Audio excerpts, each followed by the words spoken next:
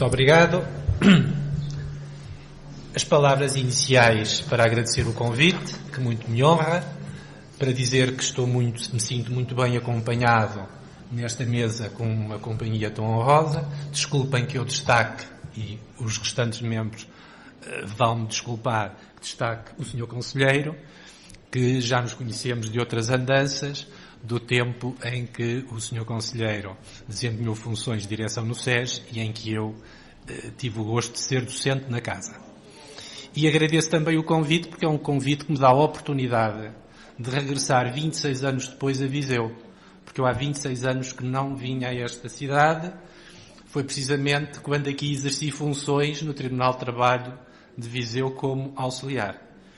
E isto de falar em 26 anos deixa-me realmente um pouco nostálgico, pensativo. Era um tempo em que era mais jovem e que, de facto, posso garantir, tinha o meu couro cabeludo muito mais preenchido do que tenho hoje. Bem, posto isto, o tema que me deram, portanto, o tema que está previsto é a audiência de julgamento e decisão de facto, em primeira e segunda instância. Eu não tenho texto para ler. Tenho aqui umas notas, mas vou, enfim, passando-as. E eu vou apenas, de forma muito despretensiosa, fazer algumas observações sobre o recurso da matéria de facto na relação, obviamente, na área, que é a minha área, que é a área penal. E apenas para começar por dar esta nota. Nós sabemos que o Tribunal Constitucional sempre considerou que integrava as garantias de defesa ou direito ao recurso, mesmo antes da 4ª revisão constitucional que a veio consagrar expressamente, mas relativamente às decisões penais, também considerou que o núcleo essencial dessa garantia, relativamente às decisões condenatórias, penais, condenatórias, provindas de tribunais colegiais, era suficientemente garantido com o sistema da revista alargada. Ou seja, para o Tribunal Constitucional, a garantia de defesa concretamente concretizada no direito ao recurso não carecia nem da renovação da prova, nem da reapreciação da prova produzida em primeira instância. A verdade é que evoluiu-se, como tudo, e em 98 pretendeu-se introduzir um efetivo recurso em matéria de facto, mas recordo-me bem de ouvir as palavras do professor Germano Marques da Silva, que foi o presidente da Comissão de Reforma na altura, e o sentido do recurso na matéria de facto era muito mais restrito do que nós hoje pensamos. Ouvi-lo dizer, e a professora Maria João Tunes, que também fez parte da Comissão, que basicamente o recurso destinava-se a corrigir cirurgicamente determinados vícios muito patentes, muito notórios, provenientes do confronto entre a prova transcrita, portanto havia os pontos de facto indicados, havia as transcrições, não é verdade, que o Tribunal iria ouvir, e a motivação da decisão de facto, que seria fundamental. Os caminhos evoluíram, nós sabemos que hoje não é assim e livramos das transcrições e temos hoje a prova gravada, o que é uma grande evolução, mas a verdade é que também desde o início houve sempre alguma resistência, podemos dizer, em que as relações assumissem, de facto, o compromisso de reexaminarem a matéria de facto. E percebe-se que a ideia, a invocação sistemática do princípio da livre apreciação da prova, a invocação sistemática da oralidade e da imediação como características do julgamento em primeira instância e, portanto, do Tribunal de Primeira Instância como a verdadeira sede para julgar de facto. E isso traduziu-se muitas vezes em que, nas relações, existisse um certo refúgio em soluções formais para não conhecer de facto, algumas mais fundamentadas, outras menos fundamentadas, penso eu. O que não deixa de ser interessante, porque a jurisprudência, mesmo do Supremo, sempre referiu relativamente ao recurso da matéria de facto na área penal, a sublinhar os traços de não ser um segundo julgamento, de que tem um objeto diferente do julgamento em primeira instância, de que é sempre um juízo fragmentário, portanto não sobre o complexo da prova, mas sobre aquelas provas concretamente indicadas na relação com aqueles factos concretamente impugnados, e também a ideia de que a imediação, a oralidade, delimitam, quer dizer, condicionam a capacidade da relação a alterar a decisão de facto do Tribunal de Primeira Instância, a não ser em casos, como por vezes se diz, em que exista uma contrariedade muito flagrante com, por exemplo, com as regras da experiência. Eu, que estou muito afastado já há muitos anos do processo civil e, portanto, até me agrada muito estar aqui a colher, a saber coisas, porque o processo civil realmente tem sido uma revolução sistemática, verifico que hoje em dia os poderes de cognição do Tribunal da Relação nos recursos civis relativos à matéria de facto são superiores aos poderes de cognição do Tribunal da Relação nos recursos penais.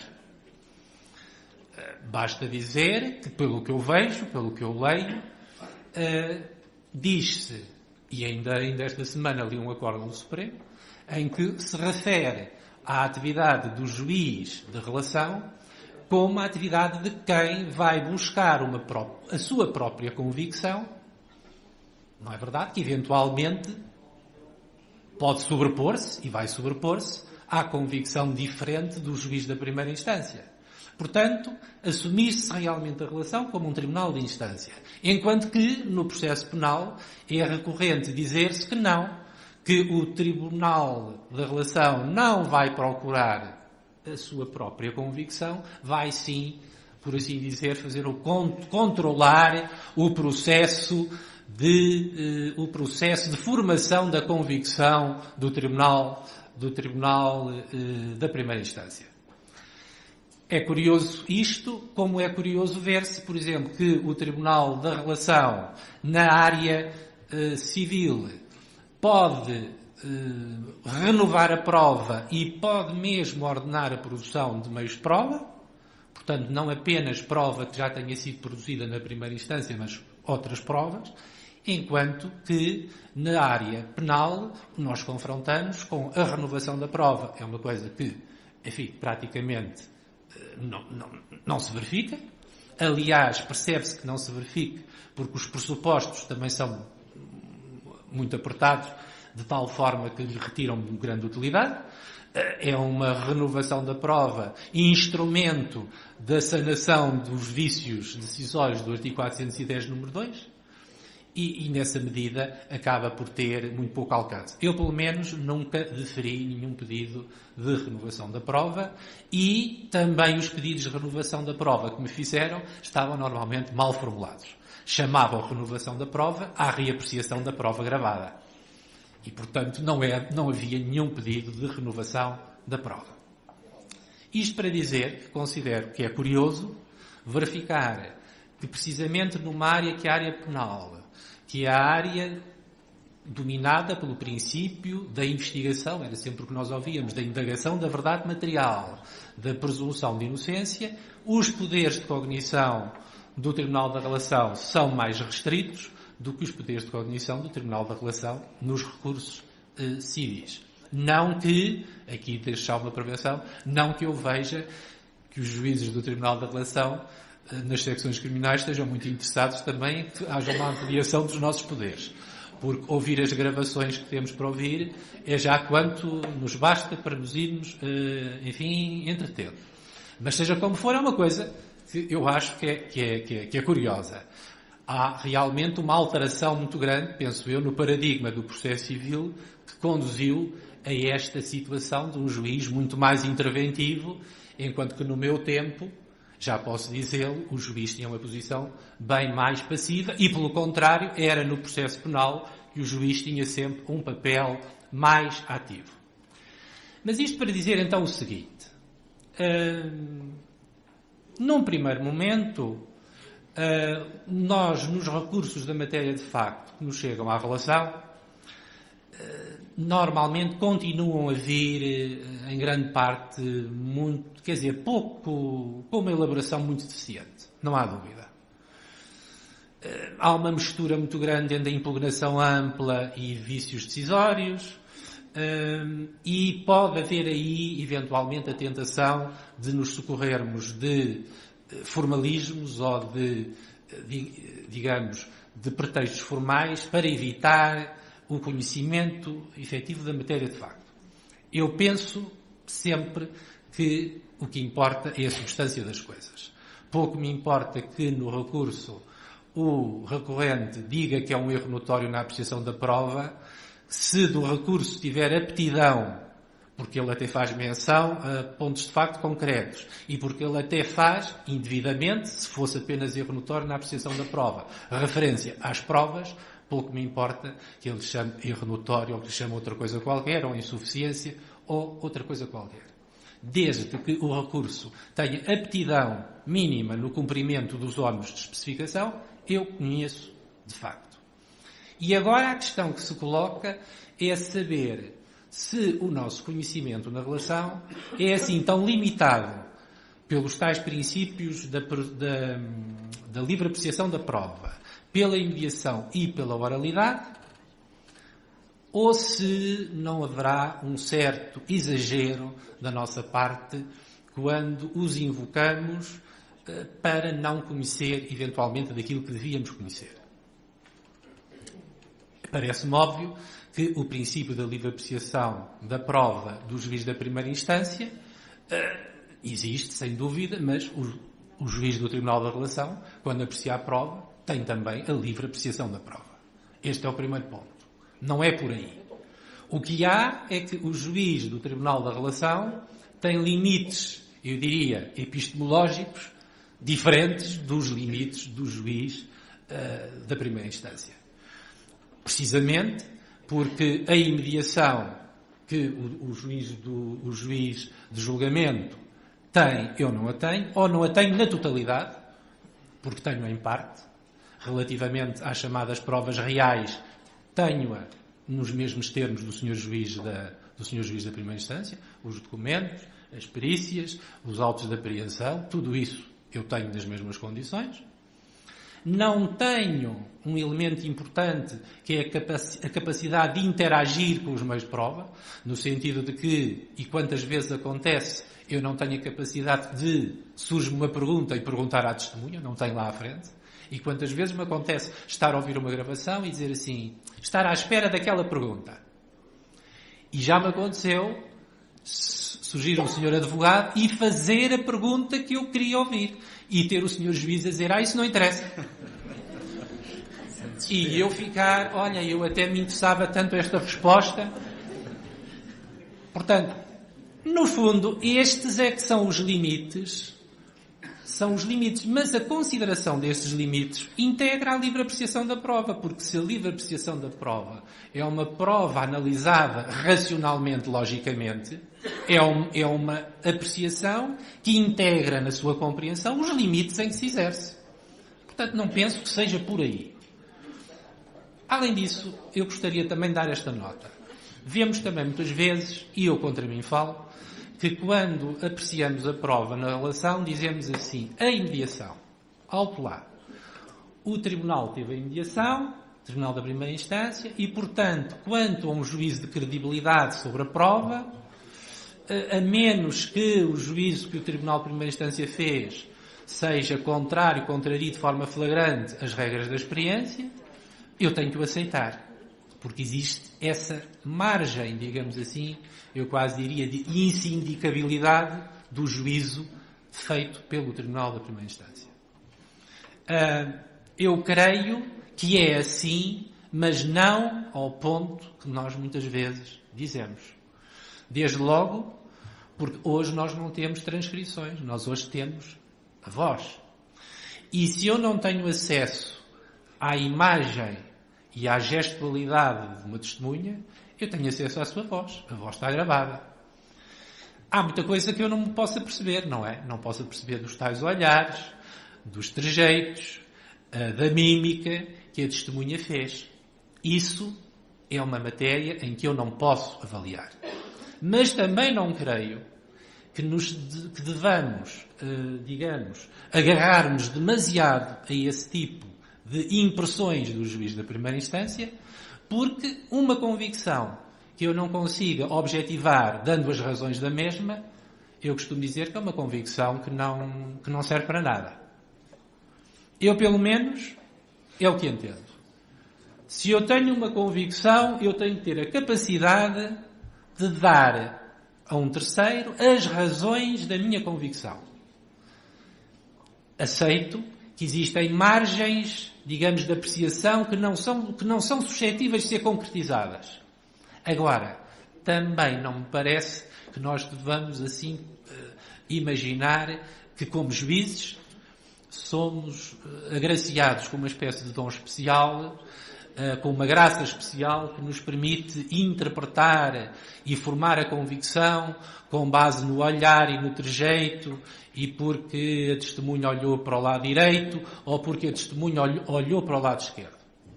E, por conseguinte, eu julgo que as gravações não nos dão a imediação verdadeira e total, dão-nos, digamos assim, uma imediação parcial, que existem alguns limites aceitos de insindicabilidade, que têm a ver, enfim, de insindicabilidade no juízo, na convicção, na formação da convicção do juiz, mas, em última análise, se o juiz não for capaz de exteriorizar as razões da convicção a que chegou, ela de pouco serve. E, por isso, eu não daria tanta importância assim a essa questão para efeitos do juízo sobre a credibilidade. Até porque o juiz temos outros elementos muito mais fiáveis. Por exemplo, o juízo que nós podemos fazer sobre a razão de ciência que a testemunha apresentou. Ou a análise, por exemplo, do caráter da verosimilhança ou não do depoimento que foi prestado. Isso não depende tanto da relação de imediação, penso eu. Bem, isto são apenas algumas notas que eu gostava de dar, muito embora eu também nos meus acordos faça sempre menção à questão da imediação. Agora, eu acho é que depois eu tenho que ver o que é que na motivação da decisão de facto depende dessa imediação que eu não posso controlar, e eu acho que há muitas coisas que eu posso mesmo controlar. Nós podemos mesmo controlar. Portanto, não é assim. E como digo, eu fujo sempre um bocado daquela velha ideia que havia em relação às penas da arte do juiz. De achar que isto é assim um mistério insondável, uma coisa misteriosa, que ninguém sabe muito bem como lá chega. Ora, se isso era assim em relação à terminação da pena, às vezes temos a sensação de que em relação a dizer quais são os factos provados ou não provados também é assim uma coisa muito misteriosa. Eu até aceito que haja ali alguma coisa de misterioso. Mas já não aceito que se possa, com base na ideia apenas da imediação, digamos, privar o Tribunal Superior de fazer realmente o juízo que lhe é possível, na medida do que é possível e com as restrições e com as condicionantes que o Tribunal Superior conhece, poder fazer realmente um juízo sobre isso. Da mesma maneira que quanto àquela ideia de saber se o juiz do Tribunal Superior faz ou não faz, forma ou não forma uma convicção, ou se vai apenas, digamos, controlar, verificar como se passou o procedimento de determinação da convicção, de formação da convicção do juiz de julgamento. Ora, eu creio que quando no julgamento da matéria de facto me são propostos determinados factos concretos que são questionados, e referidas determinadas provas concretas que, segundo o recorrente, devem impor decisão diversa, eu não vejo outra forma senão olhar para eles e, com a minha livre apreciação, fazendo o confronto, sempre com a motivação da decisão de facto do Tribunal de Primeira Instância, formar uma convicção. Não vejo que possa ser muito diferente disso. No fundo, estou a sindicar uma convicção alheia, uma convicção de terceiro, conhecendo que a minha é formada com critérios e com limites que não são exatamente os mesmos, dando-lhe, enfim, o crédito que lhe deva ser dado, mas não creio que se possa dizer que o Tribunal de Relação não faz, de algum modo, um juízo que até, enfim, no limite, pode ser um juízo substitutivo mesmo da convicção do Tribunal de Primeira Instância. Quando eu dou provimento ao recurso nessas matérias, é isso mesmo que está a acontecer. Isto para dizer que eu não estou a controlar o tempo, também não estou, portanto é bom que controle, mas queria dizer mais algumas coisas, porque senão... Bem, queria dizer o seguinte. Outra coisa, por exemplo, que também se vê a propósito desta questão de saber o que é que o Tribunal da Relação pode fazer, eu vejo relativamente, por exemplo, ao princípio indúbio pro réu, muitas vezes esta referência, que é nestes termos. A dúvida só pode ser a dúvida do juiz. Diz assim, não interessa as dúvidas do recorrente, porque o princípio indúbio pro réu atua face às dúvidas que o juiz teve, que o juiz manifestou. Se o juiz não teve dúvidas, não manifesta ter dúvidas e que decidiu contrariamente, que decidiu quanto aos factos favoráveis ao arguido, mesmo com dúvidas, então não está em causa o princípio indúbio pro réu. Eu já tenho visto esta afirmação, que é compreensível quando é o Supremo Tribunal de Justiça a dizê-la, porque o Supremo Tribunal de Justiça só conhece direito e, portanto, pode conhecer, no fundo, da violação do princípio indúbio pro réu, quase como um erro notório na apreciação da prova. Olha para a decisão e vê, este juiz teve dúvidas, e mesmo com dúvidas, deu comprovados os factos favoráveis ao arguido, portanto foi violado o princípio. Agora, o que isto já não tem sentido dizer-se é quando o recurso é um recurso para a relação. Porque se a relação conhece de facto, e se o recorrente impugna a decisão da matéria de facto, é evidente, penso eu, que não me interessa muito saber se o senhor juiz, e se o recurso estiver bem feito, obviamente, não me interessa tanto saber se o senhor juiz teve dúvidas ou não teve dúvidas, interessa-me saber se não teve dúvidas quando as devia ter tido. Isso é o que me parece. E eu, por exemplo, o que me permite aqui introduzir aqui um outro elemento, por exemplo, eu neste momento estou a ver um recurso que trata portanto, de um processo sumário, de uma sentença em processo sumário, que tem esta característica que é muito interessante, que no cível não tem, mas nós temos. É que, como sabem, hoje em dia, no processo sumário e no abreviado, há sentenças verbais. As sentenças verbais chegam-nos à relação num CD. Houve uma época em que nós dizíamos assim, não senhor, a primeira instância transcreva lá as sentenças. Porque senão, como é que eu conheço os factos provados e não provados e da motivação da decisão de facto, que para mim é a chave no conhecimento destes recursos. E quanto melhor e mais aperfeiçoada for uma motivação da decisão de facto, mais me facilita o conhecimento dos recursos. Portanto, uma motivação que não seja estar a dizer que a testemunha A disse isto, e a B disse aquilo, e a C disse aquilo, que seja assim um relato do que as pessoas disseram, mas que faça efetivamente um juízo crítico, que me permita saber por que razão é que se deu crédito a umas e não a outras. Mas isto para dizer, depois houve uma deliberação do Conselho Superior da Magistratura na altura que disse, não senhora, se quiserem que haja a transcrição, que seja a relação a fazer as transcrições.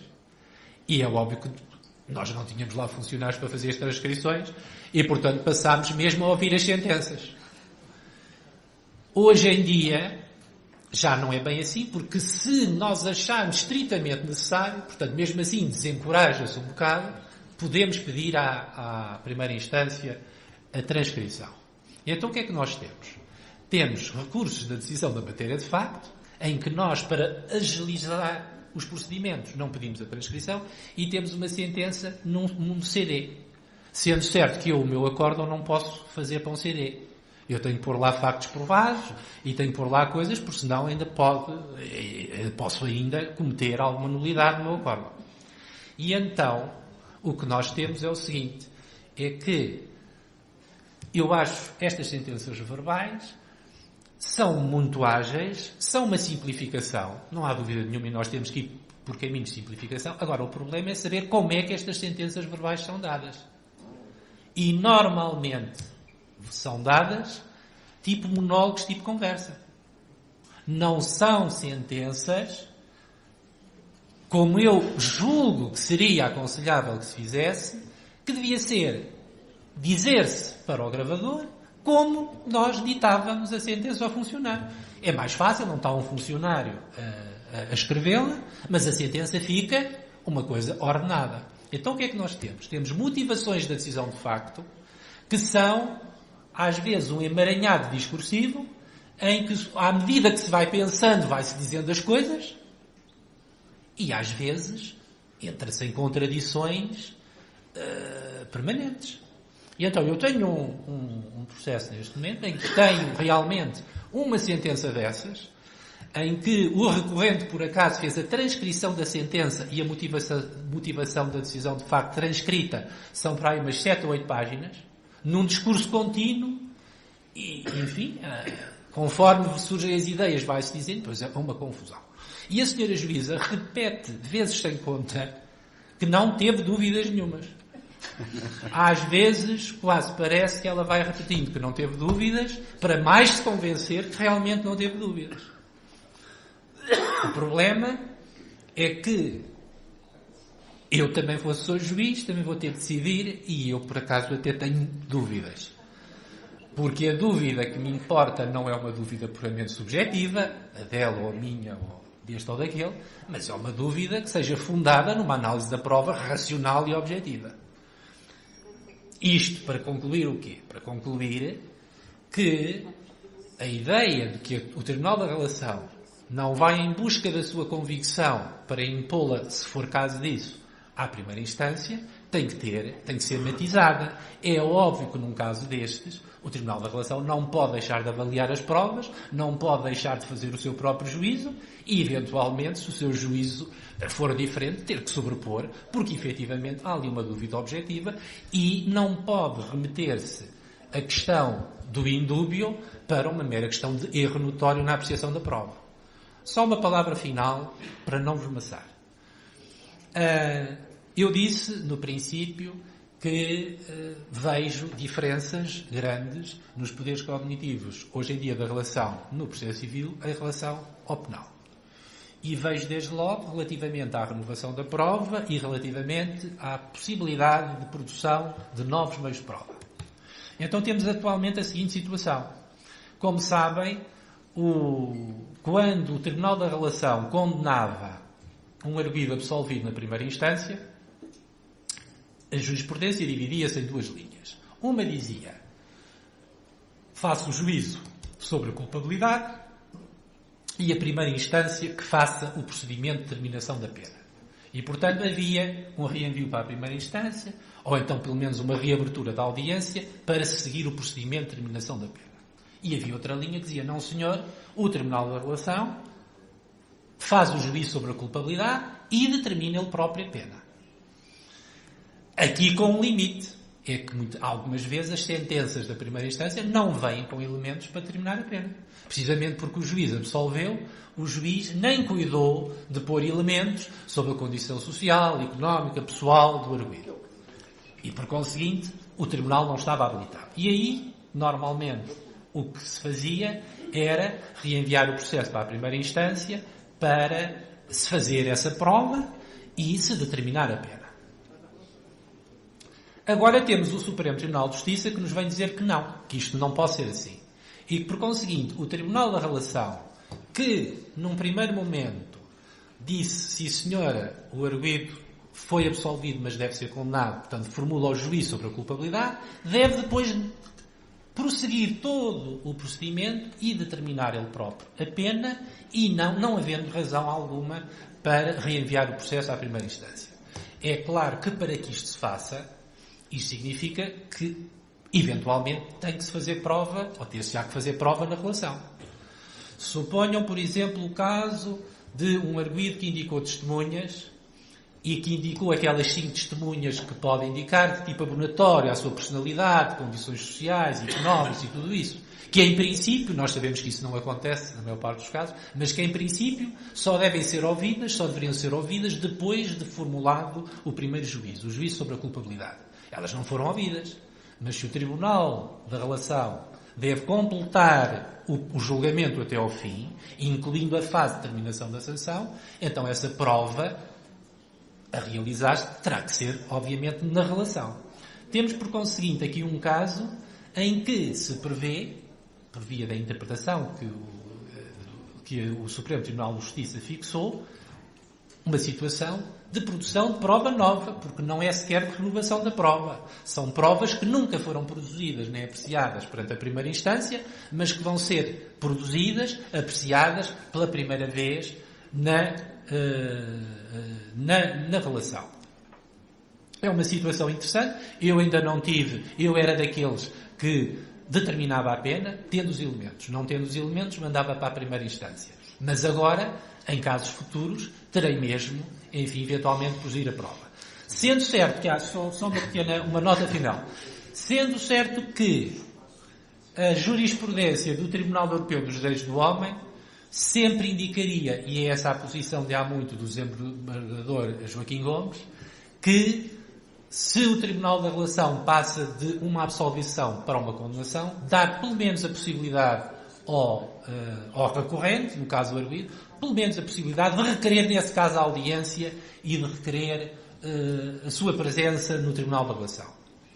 E, portanto, eu creio que a solução futura será, nestas situações, notificar sempre o arguido recorrente de que pode requerer a realização da audiência e pode requerer a realização da prova que não foi produzida no primeiro momento. Muito obrigado, desculpem se vos macei.